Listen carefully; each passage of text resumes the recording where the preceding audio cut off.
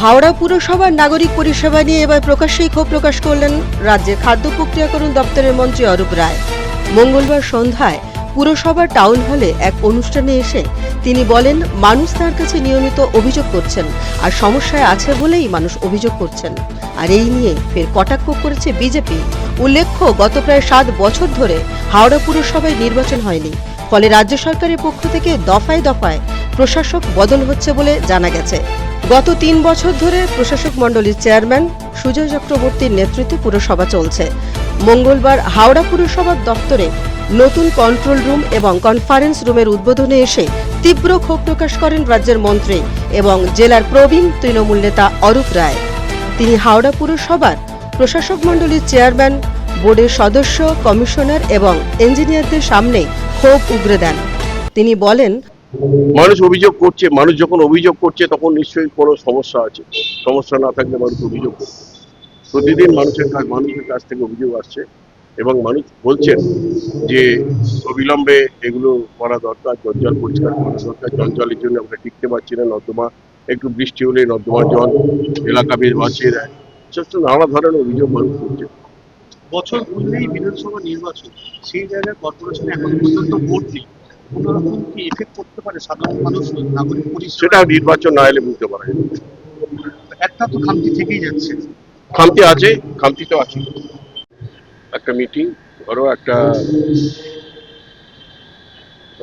অনুষ্ঠান, সেই কারণে আমি কথাগুলো সেখানে সকলকে পেয়েছি। সেখানে কমিশনার থেকে আরম্ভ করে আমাদের চেয়ারম্যান, বোর্ড অফ অ্যাডমিনিস্ট্রেটর, সমস্ত সদস্যরা, কর্পোরেশনের যারা ইঞ্জিনিয়ার, যারা কর্পোরেশনের স্টাফ, কর্পোরেশনের কর্মচারী, যারা এই সমস্ত কাজের সঙ্গে যুক্ত থাকে, তাদের সকলকে পেয়েছিলাম বলে সকলের সামনে বলেছি যে এগুলোও জরুরি, এগুলো করতে হবে, করা দরকার। যেখানে আমরা মানুষের কাছে প্রতিদিন আমাদের অভিযোগ আসছে, অভিযোগ করছেন মানুষ, সেগুলো অবিলম্বে দ্রুততার সঙ্গে করতে হবে। শহরে জঞ্জাল পরিষ্কার করা হচ্ছে না, বৃষ্টিতে জল জমে যাচ্ছে, রাস্তা খারাপ, এসব নিয়ে সাধারণ মানুষ তাদের অভিযোগ করছেন। সমস্যা আছে বলেই মানুষ অভিযোগ করছেন। তাদের অভিযোগগুলিকে গুরুত্ব দিয়ে দেখা এবং সমস্যার সমাধান করা উচিত। পুরসভার এই খামতি আগামী বিধানসভা নির্বাচনে প্রভাব পড়বে কিনা এ প্রসঙ্গে তিনি বললেন, নির্বাচন এলে তবেই বোঝা যাবে। তবে পরিষেবার ক্ষেত্রে খামতির কথা তিনি কার্যকর স্বীকার করে নেন। এ প্রসঙ্গে পুরসভা প্রশাসক মণ্ডলীর চেয়ারম্যান ডাক্তার সুজয় চক্রবর্তী বলেন, কালকে হাওড়াতে হাওড়ার মিউনিসিপাল কর্পোরেশনের মেন বিল্ডিং এর মধ্যে একটা কনফারেন্স রুম, একটা কন্ট্রোল রুমের উদ্বোধন হয়েছে।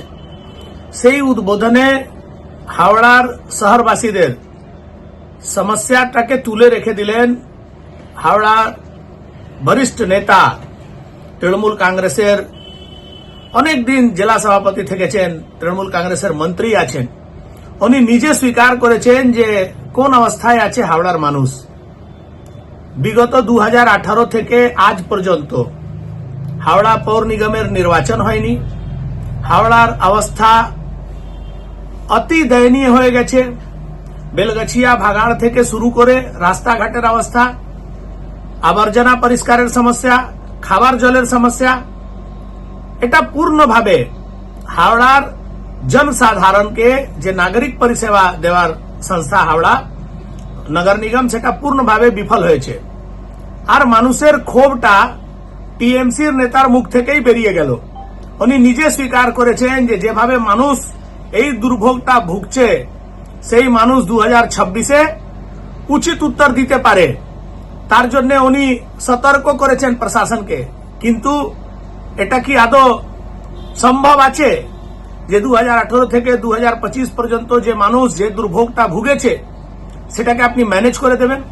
মাসে মাসে খাবার জলের পাইপলাইন ফেটে যাচ্ছে, রাস্তা নোংরা পড়ে আছে, ইলিগাল কনস্ট্রাকশন থেকে পুরো হাওড়া ছেয়ে গেছে, চারদিকে শুধু অব্যবস্থা অব্যবস্থা অব্যবস্থা। এই অব্যবস্থার মানুষের যে ক্ষোভ, সে ক্ষোভটা নিজে স্বীকার করেছে টিএমসি আর টিএমসি বরিষ্ঠ নেতাগণ। পুরো পরিষেবার ক্ষেত্রে কাজের শেষ নেই। কোনো এক জায়গায় রাস্তা তৈরি হলে অন্য রাস্তায় ভাঙতে পারে, তাই সব সময় আরো ভালো পরিষেবার সুযোগ আছে। কিভাবে আরো ভালো পরিষেবা দেওয়া যায় সে ব্যাপারে অরূপ রায় বলেছেন, আমরা তার পরামর্শ মেনে চলব।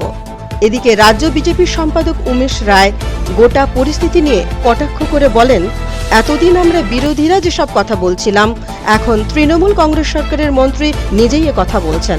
2018 সালের পর নির্বাচিত বোর্ড না থাকায় হাওড়া পুরসভার পরিষেবা তলানিতে ঠেকেছে। এর উত্তরে আগামী বিধানসভা নির্বাচনে মানুষই দেবেন। হাওড়া থেকে সুমন আদকের রিপোর্ট, পূবের কলম।